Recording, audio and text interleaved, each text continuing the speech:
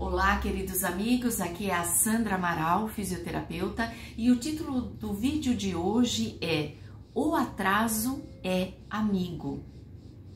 Para ilustrar o título da nossa conversa de hoje, eu gostaria de trazer uma história que Chico Xavier nos conta em um dos seus 400 livros psicografados.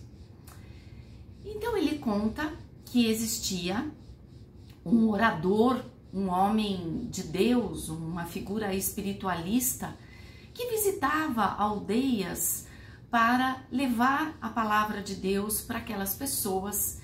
E ao acabar a sua oratória em uma cidade, ele se deslocou para uma outra cidade. Porém, ele não fazia ideia de que a cidade era muito mais longe do que o que ele estava imaginando.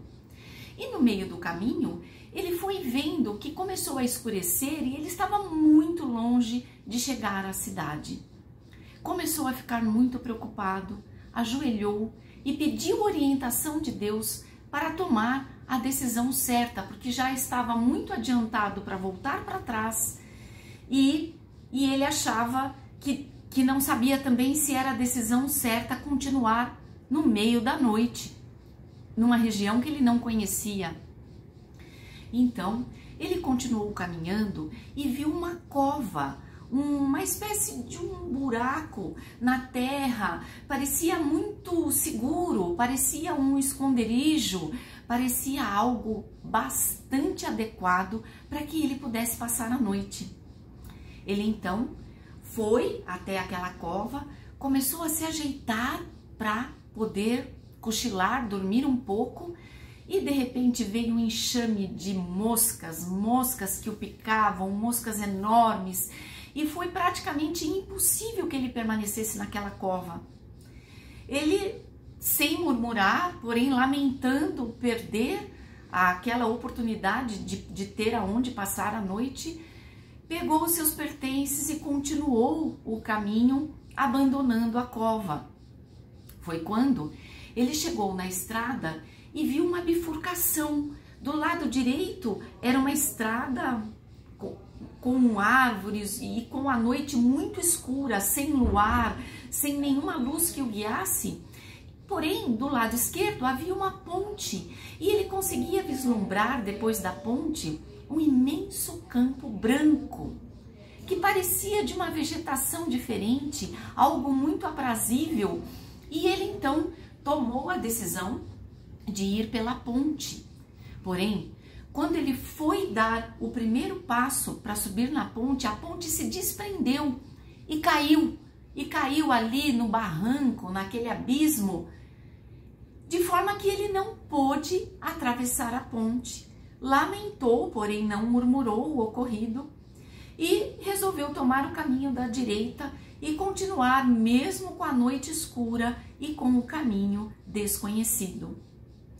Foi quando, andando muito lentamente e tentando vislumbrar as sombras à sua frente, ele viu uma árvore estrondosa, uma árvore enorme, acolhedora, dessas árvores que o tronco é tão espesso, tão grosso, e ainda por cima tinha uma abertura como se fosse um convite para que ele entrasse dentro daquele tronco e pudesse de alguma forma descansar e esperar que o dia raiasse para continuar a sua viagem.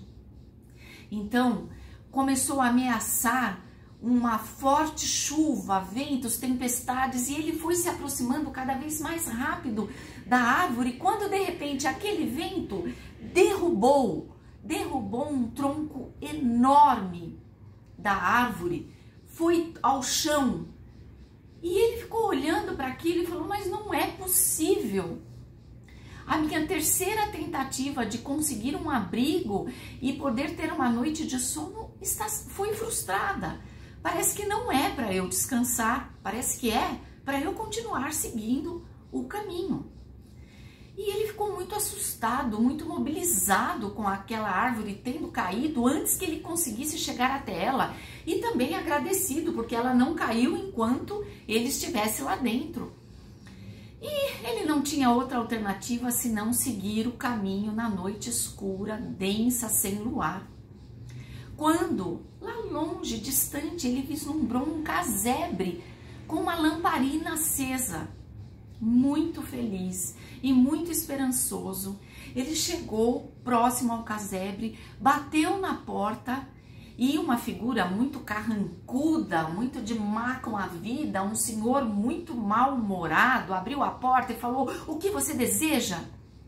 E ele explicou: "Eu sou um homem de Deus que estava pregando numa aldeia. Resolvi empreender viagem para outra aldeia, no entanto, não imaginei que seria tão longo.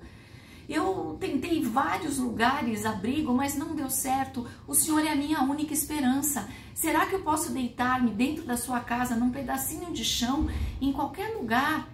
E o dono do casebre disse: "De forma alguma. Nós não somos uma pousada. Nós não somos um hotel. Nós não podemos abrigar todos os visitantes que passam e querem dormir aqui. Não, não, não, meu senhor, de forma alguma. O senhor me dê licença que o senhor atrapalhou meu sono e eu vou voltar a dormir." E ploft, bateu a porta na cara dele e ele não tinha mais o que fazer. Ele andou mais um pouco, saiu da propriedade desse senhor, achou ali no meio do mato um lugar qualquer para se encostar e, pedindo mais uma vez a orientação de Deus, começou a se encostar. Ele estava exausto, morto de sono, e começou a cochilar, a dormir, quando no meio da noite, ali na madrugada, ele ouviu um escarcéu de pessoas gritando, de ameaças, de palavrões. E ele disse: "Mas meu Deus, o que será que é isso?" Mas ele não conseguia ver nada. Ele não conseguia defender ninguém. Ele esperou que tudo se acalmasse e voltou a dormir. Quando raiou o sol, ele ouviu gritos dos aldeões à distância se aproximando dele.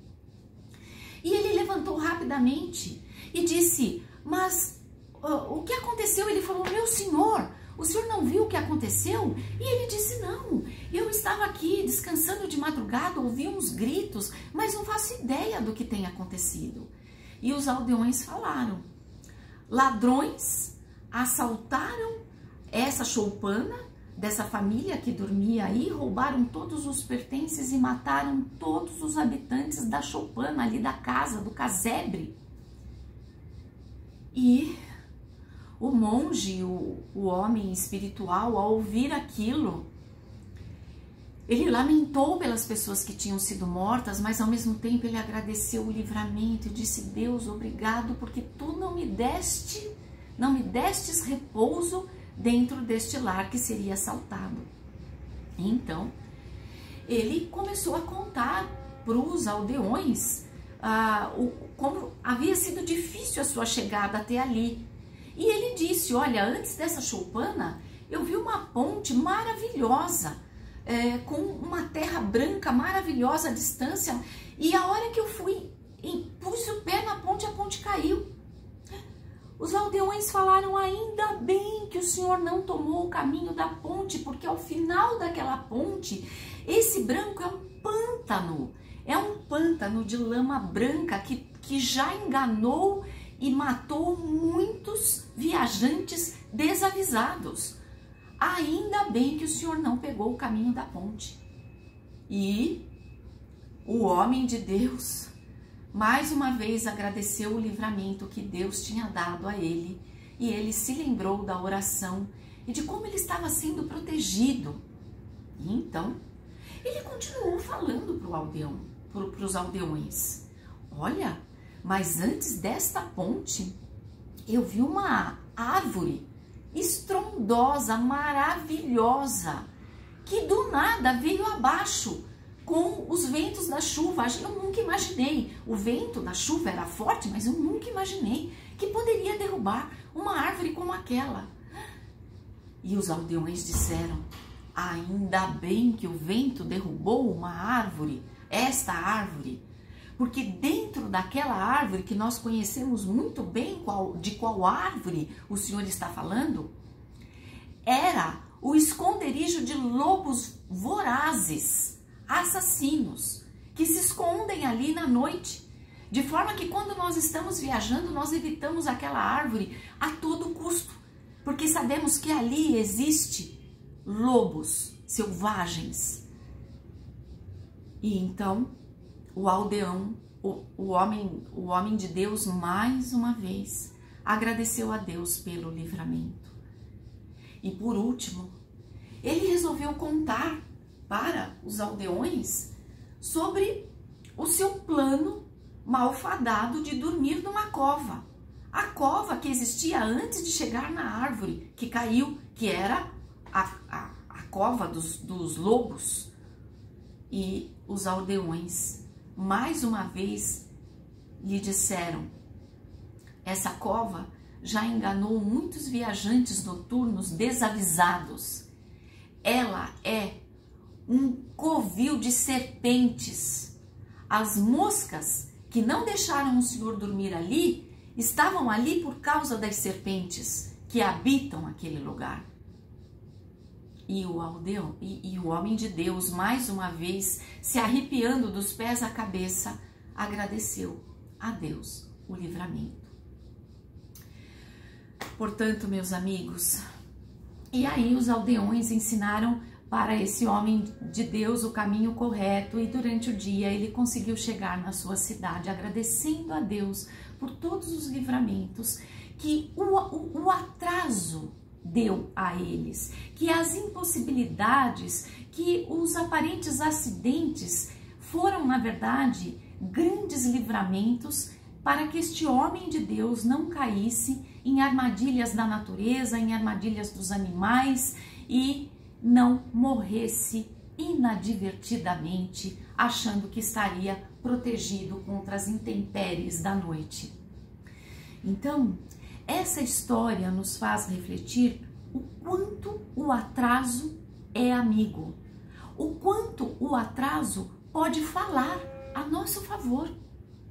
Vocês já passaram por situações onde vocês disseram: nossa, mas como isso está demorando, e lá na frente vocês puderam entender a razão da demora, e a razão da demora era um livramento de Deus, para que você não caísse numa armadilha, para que você não escolhesse o caminho errado, para que você não se antecipasse em uma ação necessária, porém, se antecipada, ela pode ser devastadora, nefasta. Eu me lembro da época do acidente das Torres Gêmeas, onde um jornalista depois começou a narrar todas as pessoas que tinham se livrado de estarem ali nas Torres Gêmeas em Nova York quando elas caíram.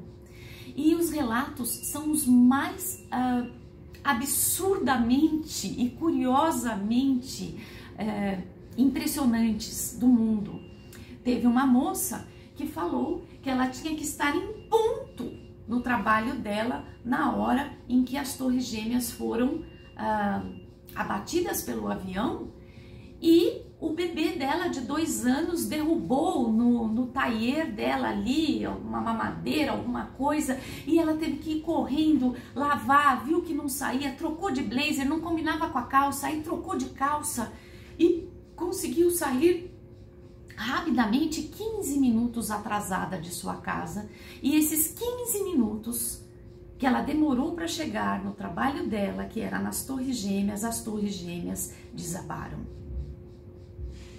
Assim como ela, tantos e tantos relatos de pessoas que tiveram grandes livramentos por causa de um atraso, por causa de um incidente, por causa de uma demora. Eu vejo aqui na fisioterapia isso acontecer. Quantas pessoas que poderiam se reabilitar, por exemplo, do joelho, do ombro, com uma fisioterapia, e elas diziam: não tenho paciência para fisioterapia, a fisioterapia demora muito. E aí faz a cirurgia. Algumas cirurgias felizmente dão certo, outras não dão certo. E aí, o que era para ser rápido demora 3 vezes mais. Meus queridos amigos, eu espero que a sabedoria da paciência inunda o seu raciocínio e coração